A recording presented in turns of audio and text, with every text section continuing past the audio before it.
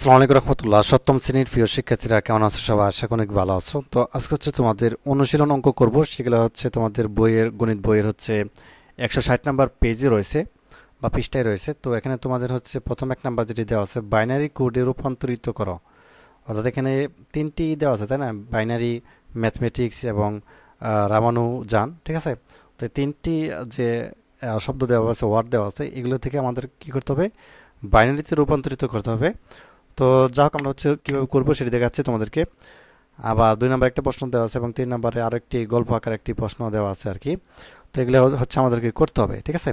তো এটি হচ্ছে তোমাদের অনুশীলন অঙ্ক। তো বিশেষ করে যে 1 নম্বর অঙ্কর যে তিনটা ক খ গ, এগুলো খুবই গুরুত্বপূর্ণ। এই টাইপের অঙ্ক কিন্তু তোমাদের অনুশীলন অঙ্ক থেকে বার্ষিক পরীক্ষায় আসবে, ঠিক আছে? তো প্রথম আমরা ক নাম্বারটা দেখি, বাইনারি, ঠিক আছে? তো বাইনারি এটা কীভাবে রূপান্তর করব? বাইনারিটা আমরা রূপান্তর করবো, আমরা হচ্ছে তোমাদেরকে উত্তরটি দেখাই যদি। এটা হচ্ছে বাইনারিটা। তো বাইনারির আমরা জানি যে বাইনারির মূলত হচ্ছে এইভাবে করতে রূপান্তরিত হলো, রূপ হলো কত? বি। এখন আমরা জানি বাইনারি এটা হচ্ছে দ্বিতীয় কোডে আছে। তার মানে হচ্ছে 5 বিটের যদি নেই 10, অর্থাৎ এ বি। বিটা মানে হচ্ছে আমাদের দ্বিতীয় ঘরে, তাই না? এটা 1 নম্বর ঘরে, বিটা 2 নম্বর ঘরে, সিটা 3 নম্বর ঘরে, তাই না? তো এটা হচ্ছে আমাদের বাইনারিতে রূপান্তর। আমাদের দিক করে 5 বিটের নেই, তাহলে 10 হয়। তার আগে কিন্তু 3টা শূন্য, ঠিক আছে? তার মানে 00010, ঠিক আছে? এবং আই এটা হচ্ছে 13 নম্বর গড়ে, তার মানে আমাদের বাইরের রূপটা হবে কত? 01001, ঠিক আছে? তো এনটা দেখো, 0, 111 এবং হচ্ছে 0।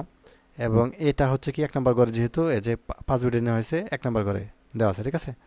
তো তার আগে 4টে শূন্য আর, ঠিক আছে?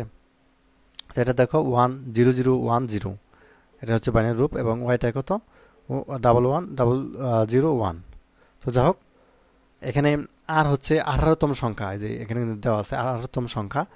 আর বাইনারি রূপ হলো এত। এটা হচ্ছে প্রথম সংখ্যা, আমরা সবাই জানি। তো এটা রূপ হচ্ছে এত। এমটা হচ্ছে 13তম সংখ্যা, এটা রূপ হলো এত, বাইনারি রূপ। এনটা হচ্ছে 14তম সংখ্যা, এখানে দেওয়া আছে কিন্তু, এবং এর রূপ হলো এত। এবং ইউটা হলো কি 21তম সংখ্যা, এর বাইনারি রূপ হলো এত।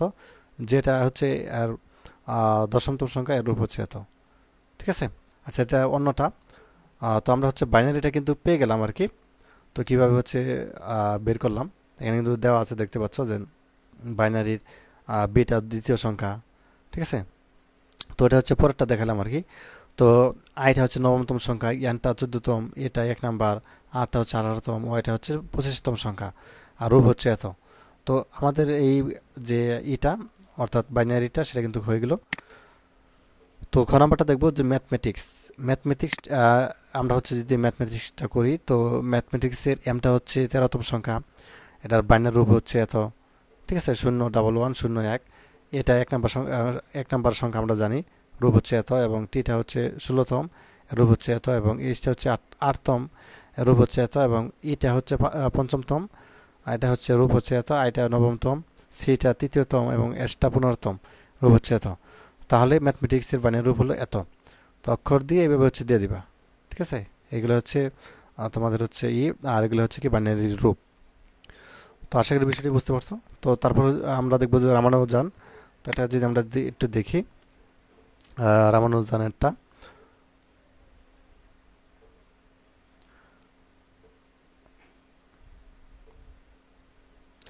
এটা হচ্ছে রামানুজানের একটাই, তাই না?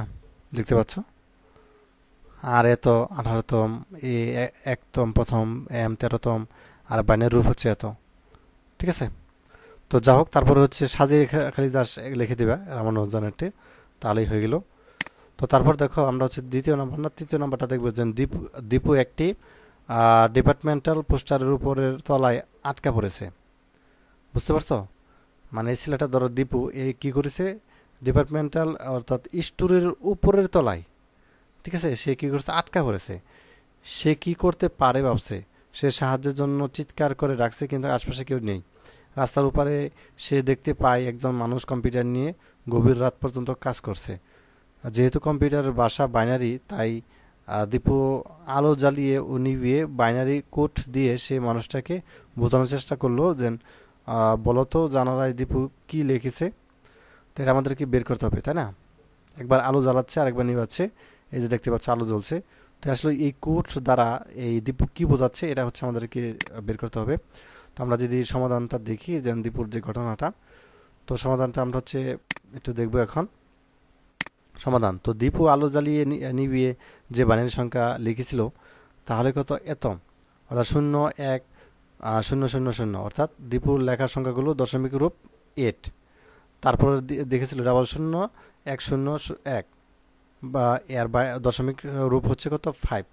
তো তারপরে হচ্ছে 12 মানে 12, তারপরে হচ্ছে 16, তারপরে হচ্ছে তোমাদের 9, তারপরে হচ্ছে 13, তো তারপরে 20, তারপর হচ্ছে 18, তারপরে হচ্ছে 1, ঠিক আছে।